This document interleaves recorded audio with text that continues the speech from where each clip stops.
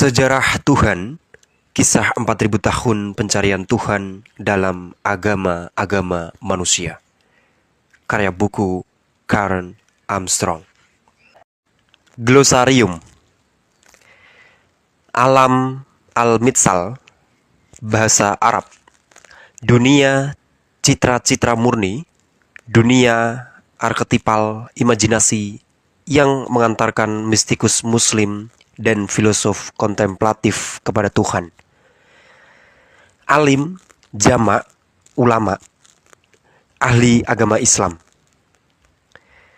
Apatia, bahasa Yunani, ketidakberubahan, keheningan, dan tidak dapat dipengaruhi.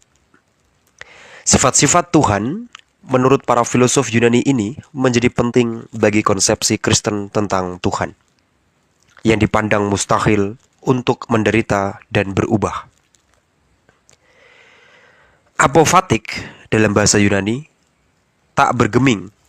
Orang Kristen Yunani percaya bahwa semua teologi mesti memiliki elemen keheningan, paradoks, dan pengendalian diri untuk mencapai ketak terlukisan dan misteri Tuhan. Arketip, pola asal atau prototipe dunia kita yang diidentifikasikan dengan alam ketuhanan dewa-dewa kuno di dunia pagan. Segala yang ada di dunia ini dianggap merupakan replika atau salinan dari realitas yang ada di alam langit. Lihat juga alam al-Mitsal. Askenazim, versi Ibrani dari Alemagne. Orang Yahudi Jerman dan sebagian Eropa Barat dan Timur. Atman, bahasa India, kekuatan sakral Brahman yang ada dialami setiap individu di dalam dirinya masing-masing. Avatar, dalam mitos Hindu, turunnya dewa ke bumi dalam wujud manusia. Lebih lazim dipakai untuk seseorang yang diyakini menubuhkan atau sebagai inkarnasi Tuhan. Ayah, jamak, ayat, bahasa Arab, tanda kiasan di dalam Al-Quran, manifestasi Tuhan di dunia. Banat Allah, bahasa Arab, putri-putri Tuhan di dalam Al-Quran. Frase itu merujuk kepada 3 dewi pagat Alat, Al-Uzza, dan Manat. Bako, bahasa Arab, kekekalan, kembalinya seorang mistikus sufi kepada pribadinya yang telah ditingkatkan dan diperluas setelah puncak peniadaan dirinya atau fana dalam Tuhan. Batin, bahasa Arab, makna terdalam Al-Quran. Seorang batini adalah seorang muslim yang mempersembahkan diri kepada pemahaman esoterik dan mistikal terhadap iman. Bhakti, bahasa India, pengabdian kepada pribadi Buddha atau kepada dewa-dewa Hindu yang turun ke bumi dalam bentuk manusia. Bodhisattva, bahasa India, yang akan menjadi Buddha. Orang-orang yang telah menunda nirvana pribadinya sendiri untuk membimbing dan menyelamatkan manusia yang sengsara dan tidak tercerahkan. Brahman, istilah Hindu untuk suci sakral yang menopang seluruh eksistensi, makna batin eksistensi. Buddha, bahasa India, orang yang tercerahkan. Gelar yang diberikan kepada orang yang mencapai nirvana, namun sering dinisbatkan kepada Siddhartha Gautama, pendiri Buddhisme. Zikri, bahasa Arab, mengingat Tuhan. Zikir. Dalam sufisme, zikir mengambil bentuk melafalkan nama Tuhan secara berulang-ulang. Dogma dipergunakan oleh Kristen Yunani untuk menjelaskan tradisi gereja yang tersembunyi dan rahasia, yang hanya mungkin dipahami secara mistik dan diungkapkan secara simbolik. Di Barat, Dogma kemudian diartikan sebagai seperangkat pendapat yang bersifat kategorik dan autoritatif. Dynamais, bahasa Yunani, kuasa, Tuhan. Istilah yang dipakai oleh orang Yunani untuk menyatakan aktivitas Tuhan di bumi yang dianggap sangat berbeda dari esensi Tuhan yang tidak bisa dijangkau oleh akal. Ekstasi, bahasa Yunani, secara harfiah berarti keluar dari diri. Jika diterapkan kepada Tuhan, mengindikasikan kenosis, Tuhan gaib yang meninggalkan perhatian kepada dirinya sendiri agar dia dikenal oleh manusia. El, Tuhan Maha Tinggi, orang-orang Kanaan kuno yang tampaknya juga merupakan Tuhan Ibrahim, Ishak, dan Yakub, nenek moyang bangsa Israel. Emanasi, proses memancarkan berbagai tingkatan realitas dari sumber tunggal dan primal yang oleh kaum monoteis disebut sebagai Tuhan. Sebagian orang Yahudi, Kristen, dan Muslim, termasuk para filosof dan kaum mistik, lebih suka menggunakan kiasan kuno ini untuk menjelaskan asal-usul kehidupan daripada kisah biblikal konvensional tentang penciptaan segala sesuatu oleh Tuhan dalam satu periode waktu sekaligus. End of, bahasa Ibrani, tanpa akhir. Esensi Tuhan yang tak dapat dikenal, tak dapat dijangkau, dan tak dapat diketahui dalam teologi mistik Yahudi, Kabbalah. Energeiae, bahasa Yunani, energies, aktivitas Tuhan di dunia yang membuat kita mampu mengetahui sesuatu tentang Dia, sebagaimana dynamais. Istilah ini digunakan untuk membedakan konsepsi manusia tentang Tuhan dari realitas Tuhan yang tak terlukiskan dan tak bisa dipahami itu sendiri. Enuma Elis, epik Babilonia yang mengisahkan tentang penciptaan alam, dinyanyikan selama perayaan Tahun Baru. Epifani, penampilan dewa atau dewi di bumi dalam bentuk manusia. Falsafah, bahasa Arab, filsafat, usaha untuk menafsirkan Islam dalam terma rasionalisme Yunani kuno. Fana, bahasa Arab, peniadaan, peleburan ekstatik mistikus sufi di dalam Tuhan. Filosof, bahasa Arab, filosof, gelar yang diberikan kepada orang Yahudi dan Muslim di wilayah Imperium Islam yang mengabdikan diri kepada cita-cita rasional dan ilmiah falsafah. Getik, bahasa Persia, alam materi tempat kita hidup dan yang tak dapat kita rasakan dengan indera kita. Goy, jamak goyim, bahasa Ibrani, orang non-Yahudi. Hadis, jamak al-hadis, bahasa Arab, tradisi atau kumpulan ucapan Nabi Muhammad SAW. Hesychas, dari kata Yunani hesysia, keheningan batin, ketenangan, kontemplasi hening yang dilakukan oleh mistikus ortodoks Yunani yang meninggalkan kata-kata dan konsep. Hijrah, bahasa Arab, migrasi kaum muslim generasi pertama dari Makkah ke Madinah pada 622 Masehi, sebuah peristiwa yang menandai permulaan era Islam.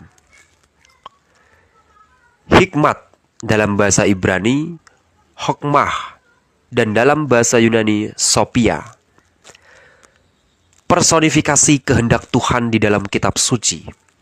Sebuah metode menjelaskan aktivitasnya dalam dunia yang dapat dipahami oleh persepsi manusia. Kebalikan dari zat Tuhan yang tidak dapat dijangkau. Homoousion, bahasa Yunani, secara harfiah dibuat dari bahan atau substansi yang sama.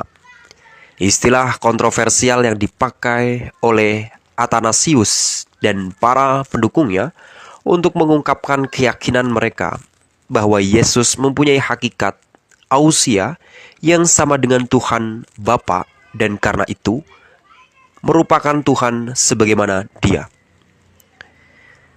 Hypostasis, bahasa Yunani, ekspresi lahiriah dari hakikat batin seseorang, kebalikan dari ousia, esensi, yang mencerminkan seseorang atau objek jika dilihat dari dalam. Suatu objek atau pribadi dilihat dari luar. Istilah ini dipakai oleh orang-orang Yunani untuk menjelaskan 3 bentuk manifestasi esensi Tuhan yang tersembunyi, sebagai Bapa, Putra, dan Roh. Ijtihad, bahasa Arab, penalaran bebas. Ilm, bahasa Arab, pengetahuan, rahasia tentang Tuhan yang oleh Muslim, Syiah diyakini hanya dimiliki oleh para imam.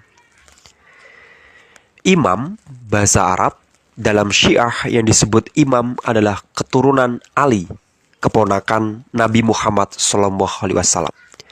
Imam dimuliakan sebagai avatar ilahi.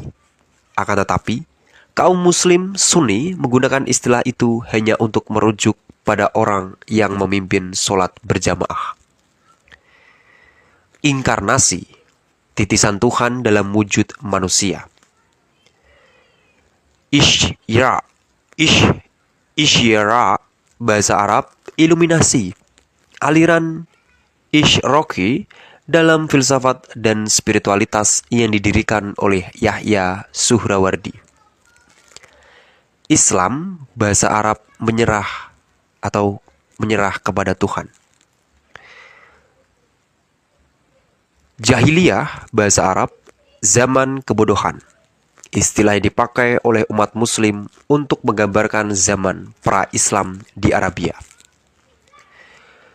Ka'bah, bahasa Arab, batu berbentuk kubus sebagai tempat suci bagi Allah di Mekah. Kalam, bahasa Arab, secara harfiah, perdebatan teologi Muslim, usaha untuk menafsirkan Al-Quran secara rasional. Kekudusan, holiness, dalam bahasa Ibrani, kados, keberbedaan absolut Tuhan, keterpisahan radikal antara Tuhan dan alam materi. Kenosis, bahasa Yunani, pengosongan diri. Kerygma, bahasa Yunani, istilah yang dipakai oleh orang Kristen Yunani untuk menyatakan ajaran umum gereja yang dapat diungkapkan dengan jelas dan rasional, kebalikan dari dogma. Logos, bahasa Yunani, rasio, definisi, kata. Logos Tuhan diidentifikasi oleh para teolog Yunani sebagai hikmat Tuhan dalam kitab suci agama Yahudi atau firman yang disebutkan dalam prolog Injil Yohanes. Madrasah, bahasa Arab, sekolah ilmu-ilmu keislaman. Mana, istilah yang pada mulanya dipakai di Kepulauan Laut Selatan untuk menyatakan kekuatan gaib yang menguasai alam fisik dan dirasakan sebagai sesuatu yang sakral atau ilahi. Meno, bahasa Persia, alam wujud arketipal surgawi. Merkafah, bahasa Ibrani, kereta kencana, lihat mistisisme mahkota. Mistisisme mahkota sebentuk mistisisme Yahudi kuno yang memusatkan perhatian pada deskripsi tentang kencana langit, Merkafah, yang dilihat Yahezkiel dan berupa kenaikan imajiner melalui ruang-ruang Bekalot, istana Tuhan, menuju singgasananya. Misnah, bahasa Ibrani, hukum agama Yahudi disusun, disunting, dan direvisi oleh para rabi zaman perdana yang disebut sebagai kelompok Tanaim. Kitab hukum ini dibagi ke dalam 6 unit mayor dan 63 unit minor, merupakan dasar pembahasan dan penafsiran hukum Talmud. Mitzvah jamak, mitzvot bahasa Ibrani perintah. Muslim bahasa Arab orang yang berserah diri kepada Tuhan. Mu'tazilah bahasa Arab sekte Muslim yang berusaha untuk menafsirkan Al-Quran secara rasional. Nabi seseorang yang berbicara atas nama Tuhan. Nirvana bahasa India secara harfiah mendingin atau padam, seperti nyala api pemadaman. Istilah ini dipakai oleh kaum Buddhis untuk menyatakan realitas tertinggi, tujuan dan cita-cita manusia dan akhir penderitaan. Seperti halnya Tuhan sebagai muara pencarian monoteistik. Nirvana tidak dapat didefinisikan secara rasional karena berada pada tatanan pengalaman yang berbeda. Numinaus dari bahasa Latin numen, ruh, persepsi tentang keilahian, transendensi, dan kekudusan yang selalu membawa rasa kagum, takjub, dan gentar. Oikumene bahasa Yunani, dunia berperadaban. Oknum, persona, jamak, personae, bahasa Latin, topeng yang dikenakan oleh seorang aktor untuk mencerminkan karakter yang dipentaskannya kepada pemirsa dan untuk membuat suaranya terdengar di dalam gedung. Pertunjukan. Istilah ini dipilih oleh orang-orang Kristen Barat untuk menyatakan 3 hypostase Trinitas. Ketiga oknum tersebut adalah Bapa, Putra, dan Roh. Ortodoksi secara harfiah, ajaran yang benar. Istilah yang dipakai Kristen Yunani untuk membedakan orang yang mengikuti doktrin gereja yang benar dari mereka yang dianggap kafir, seperti pengikut Arian atau Nestorian. Istilah ini juga diterapkan pada agama Yahudi tradisional yang menuntut ketaatan ketat terhadap Taurat. Ousia bahasa Yunani, esensi hakikat, yang menjadikan sesuatu sebagaimana adanya. Seseorang atau objek dilihat dari dalam jika diterapkan kepada Tuhan. Istilah ini menunjukkan bahwa esensi Tuhan berada di luar jangkauan pemahaman dan pengalaman manusia. Parzuf, jamak, parzuzim, bahasa Yunani, wajah. Seperti halnya oknum personae dalam Trinitas, sebagian aliran Kabbalah membayangkan Tuhan yang tak terjangkau mewahyukan dirinya kepada umat manusia dalam sejumlah wajah dengan penampakan yang berbeda-beda. Patriark, istilah yang dipergunakan sebagai julukan bagi Ibrahim, Ishak, dan Yakub, nenek moyang bangsa Israel. Pemberhalaan, idolatri, penyembahan, atau ketundukan kepada manusia atau realitas buatan manusia selain Tuhan yang transenden. Pemecahan tabung. Istilah dalam Kabalisme Isaac Luria yang menggambarkan bencana primal ketika percikan cahaya Tuhan jatuh ke bumi dan terperangkap di dalam materi. Pir, bahasa Arab pembimbingan spiritual. Rig Veda, kumpulan nyanyian para dewa dalam kurun waktu 1500 sampai 900 sebelum Masehi yang mengungkapkan keyakinan keagamaan orang Arya yang menginvasi lembah Indus dan memaksakan kepercayaan mereka kepada penduduk asli anak benua itu. Roh Kudus atau Holy Spirit, istilah yang dipergunakan para rabi, sering dipertukarkan dengan Shekinah untuk menyatakan kehadiran Tuhan di bumi. sebuah cara untuk membedakan Tuhan yang kita alami dan kenal dari ilah yang sama sekali transenden dan selamanya berada di luar jangkauan kita. Dalam agama Kristen, Roh Kudus menjadi oknum ketiga dari Trinitas. Sefirah, jamak, sefiroh, bahasa Ibrani, penomoran 10 tahap pewahyuan Tuhan menurut Kabalah ke-10 Sefiroh itu adalah 1.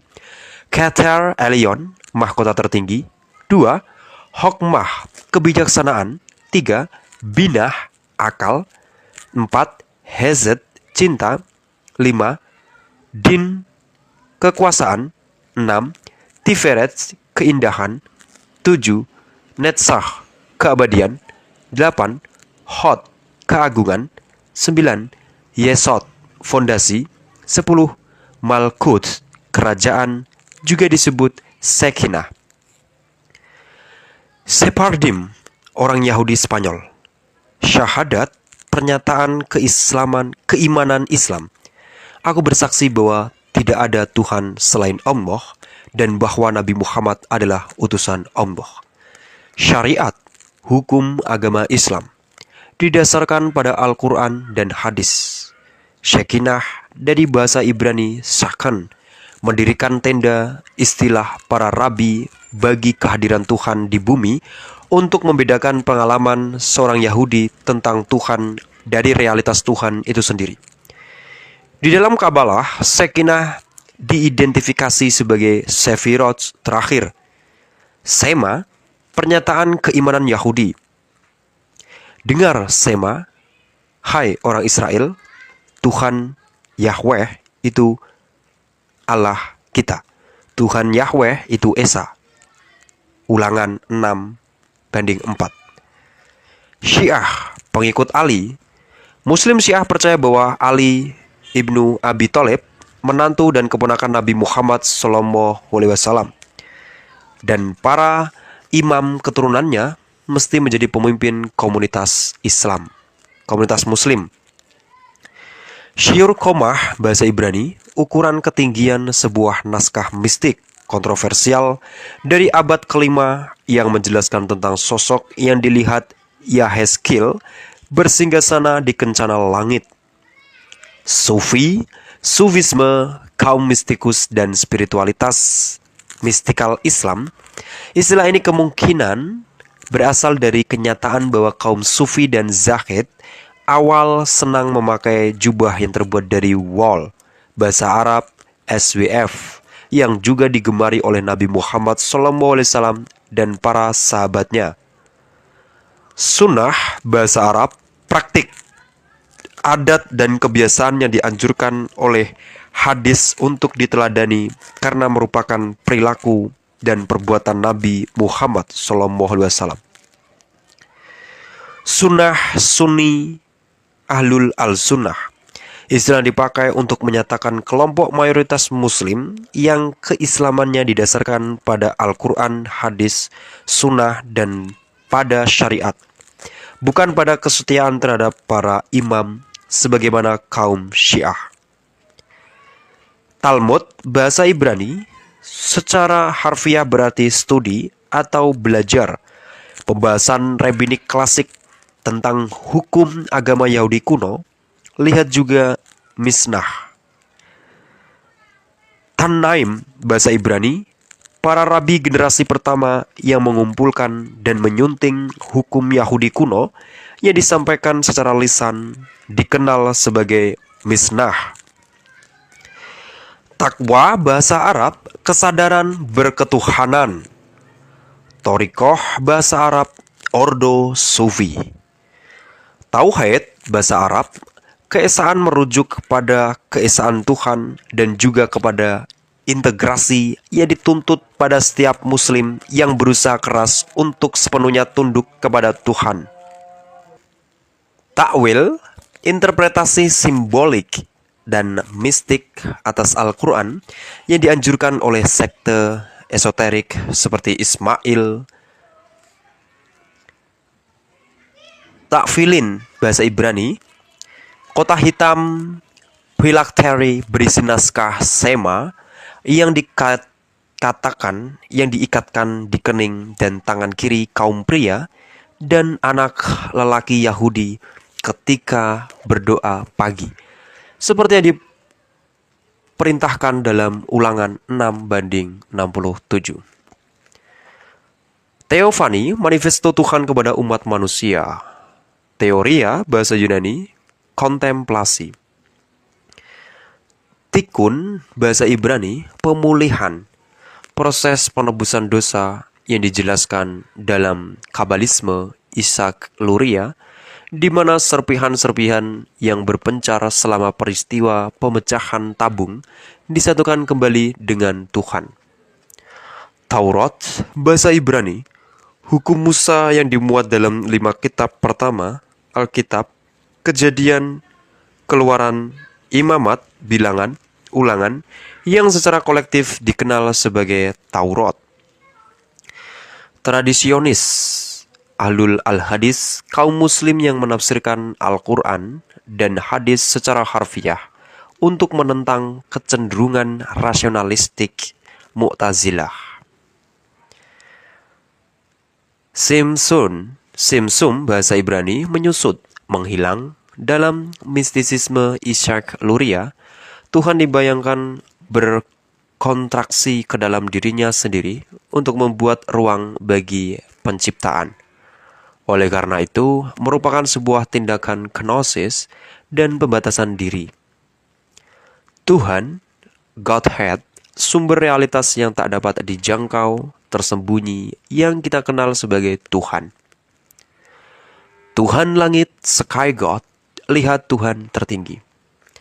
Tuhan tertinggi, High God, Tuhan yang disembah oleh banyak orang sebagai satu-satunya Tuhan, pencipta alam, yang pada akhirnya digantikan oleh dewa-dewi kuil yang lebih dekat dan menarik, juga dikenal sebagai Tuhan langit.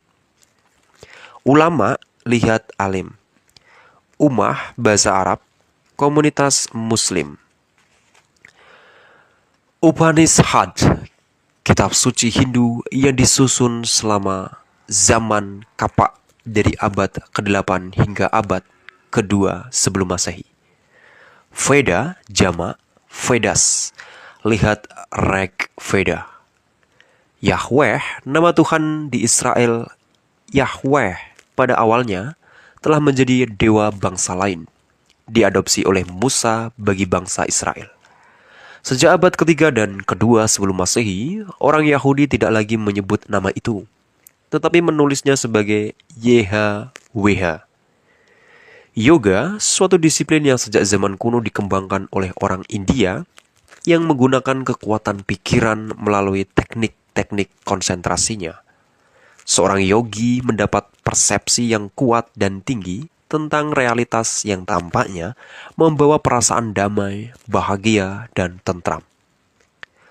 Zaman Kapak, istilah yang dipakai oleh para ahli sejarah untuk menyatakan periode tahun 800 sampai 200 sebelum Masehi, suatu masa transisi ketika agama-agama besar dunia muncul dalam dunia yang berperadaban.